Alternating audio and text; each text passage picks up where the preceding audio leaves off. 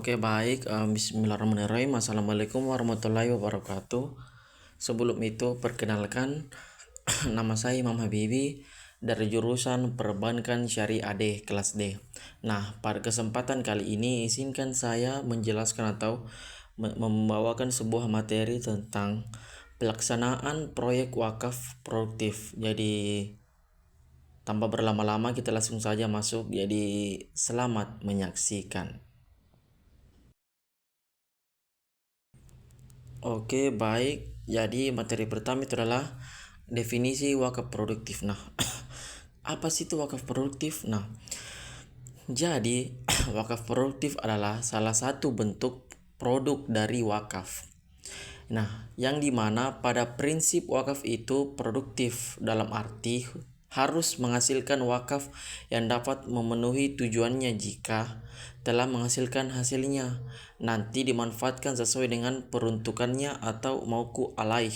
Artinya dimana adalah wakaf ini bisa dikelola oleh bisa berfungsi kembali lah, bisa mendapatkan keuntungan kembali dari hasil wakaf tersebut. Nah, dalam sejarah Islam tercatat umat Islam yang pertama melakukan perwakafan adalah Umar bin Al-Khattab yang mewakafkan sebidang kebun yang subur di daerah Khaybar, di mana kebun tersebut dikelola dan hasilnya untuk kepentingan umat. Tentu, praktek yang dilakukan sahabat ini adalah wakaf produktif dalam arti mendatangkan aspek ekonomi serta mensejahterakan masyarakat. Nah, maksudnya di sini wakaf produktif adalah di mana wakaf tersebut bisa digunakan atau mendapatkan sebuah pendapatan baru dari hasil pemberian dari wakaf tersebut, yang dimana bisa mendapatkan keuntungan atau mendapatkan produktivitas yang lebih baik lagi.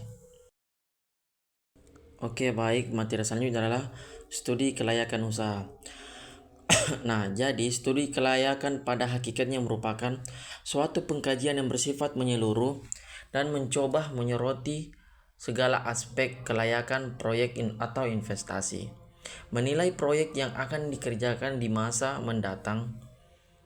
Tujuan studi kelayakan adalah untuk menghindari keterlanjutan penanaman modal yang terlalu besar untuk kegiatan yang ternyata tidak menguntungkan.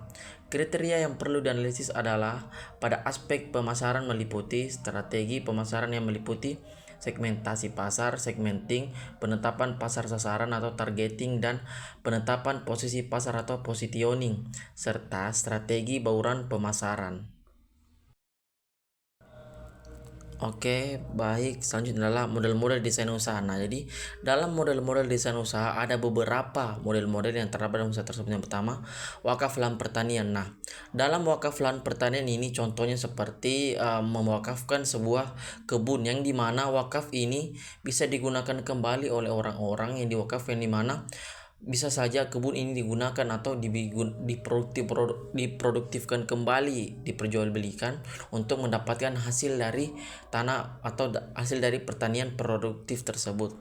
Nah, terus wakaf perikanan. Nah, wakaf perikanan ini di sini bisa saja seperti kayak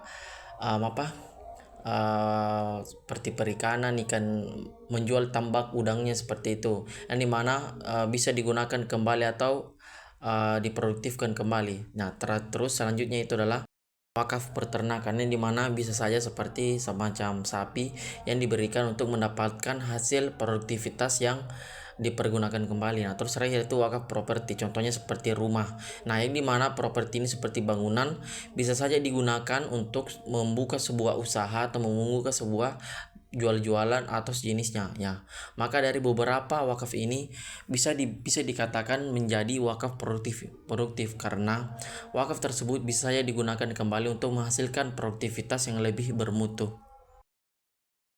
Baik, yang terakhir itu prosedur bantuan dan mekanisme pelaksanaan seleksi.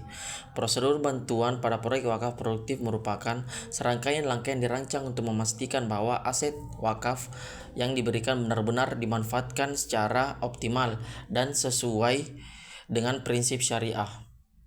Proses ini umumnya dimulai dari tahap perencanaan hingga tahap pelaporan dan evaluasi. Pada awalnya, lembaga pengelola wakaf atau Nasir melakukan identifikasi terhadap calon penerima bantuan, biasanya melalui survei lapangan, wawancara, atau berdasarkan usulan dari masyarakat setempat. Penilaian ini sangat penting untuk mengetahui latar belakang, potensi usaha, serta komitmen calon penerima agar bantuan yang diberikan tepat sasaran. Baik, mungkin itu saja yang bisa saya sampaikan. Mungkin ada kurangnya mohon dimaafkan, mungkin ada kesalahan mohon dimaafkan. Mungkin itu saja, cukup sekian dari saya. Wassalamualaikum warahmatullahi wabarakatuh.